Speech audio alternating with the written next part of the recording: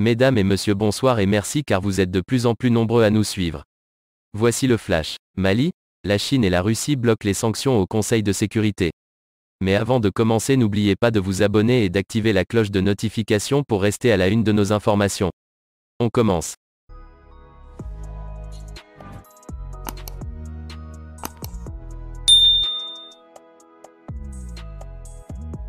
Pékin et Moscou ont fait front, mardi 11 janvier, pour empêcher l'adoption par le Conseil de sécurité d'une résolution, présentée par la France, soutenant les sanctions imposées par la CEDEAO au Mali. La passe d'armes était attendue. Elle s'est déroulée comme prévu. 2 jours après les sanctions imposées à Bamako par la CEDEAO, le 9 janvier, la situation politique au Mali a été inscrite à l'ordre du jour du Conseil de sécurité des Nations Unies. Mais impossible de trouver un consensus. Le texte présenté par la France, qui souhaitait que le Conseil soutienne les décisions prises par les chefs d'État ouest-africains lors du sommet extraordinaire d'Accra, a été retoqué. La Russie et la Chine ayant marqué leur opposition à ce que Vassili Nebenzia, le représentant de Moscou, a qualifié d'ingérences étrangères excessives, qui ne font que compliquer la situation. Ce qui se passe au Mali est une véritable fuite en avant de la junte qui, au mépris de ses engagements, souhaite confisquer le pouvoir pendant des années et priver le peuple malien de ses choix démocratiques, avait déclaré quelques heures plus tôt Jean-Yves Le Drian, le ministre français des Affaires étrangères. Une transition en 5 ans n'est pas dans l'intérêt du peuple malien, a déclaré en écho Linda Thomas-Greenfield, la représentante des États-Unis à l'ONU, lors des débats de ce mardi à New York, avant de s'inquiéter de la présence au Mali d'individus liés au groupe Wagner. Une menace pour le peuple malien et la MINUSMA, mission de l'ONU au Mali, juge l'américaine.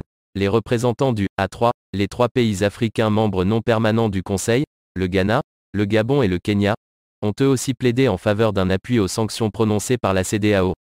Le Conseil doit appuyer la fermeture des frontières terrestres et aériennes entre les pays de la région et le Mali ainsi que le gel des avoirs de l'État malien dans les banques régionales de la CEDEAO, a notamment déclaré Michel Xavier Biang, le représentant du Gabon, réclamant par ailleurs un soutien logistique, matériel et financier en faveur de la force militaire conjointe du G5 Sahel. En face, le représentant de la Russie a estimé que le retour à l'ordre constitutionnel devait tenir compte des réalités sur le terrain, et insister sur la nécessité de sécuriser le pays avant d'envisager d'éventuelles élections.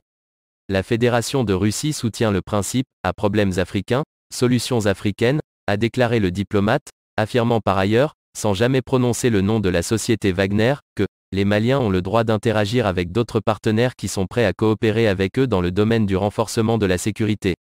Dai Bing, le représentant permanent adjoint de Pékin, lui a emboîté le pas, appelant les forces qui sont hors de la région à se garder d'exercer des pressions sur le Mali. Ceux qui entretiennent cette campagne de fausses informations savent pertinemment que le Mali n'a pris aucun engagement auprès de Wagner et qu'il n'y a aucun mercenaire présent sur le sol malien, a pour sa part martelé Issa Konfourou, l'ambassadeur du Mali auprès des Nations Unies, dénonçant une campagne de désinformation. Paris devrait maintenant se tourner vers l'Union européenne, UE, pour tenter de faire pression sur le Mali. Emmanuel Macron a en effet assuré que la France et l'UE, dont son pays assure la présidence tournante, soutenaient la position très claire et ferme de la CEDEAO face aux dérives de la junte. Dans le bras de fer diplomatique qui s'est intensifié depuis l'annonce des sanctions dures prises à l'encontre de Bamako, Assimi Goïta a trouvé un allié auprès du colonel Mamadou Doumbouya, le président de transition en Guinée. Le Comité national du Rassemblement pour le développement, CNRD, a en effet annoncé lundi que les frontières terrestres, aériennes et maritimes de son pays avec le Mali resteront ouvertes. En revanche, Alger a joint sa voix aux tenants d'une réduction drastique de la durée de transition. Le président algérien Abdelmadjid Tebboune a enjoint les militaires maliens au pouvoir à adopter une attitude responsable et constructive, et à juger, selon des propos rapportés par les services de la présidence, raisonnable et justifiable une période de transition d'une durée ferme de 12 à 16 mois. Eh bien les amis, c'est déjà la fin de notre petit flash d'infos.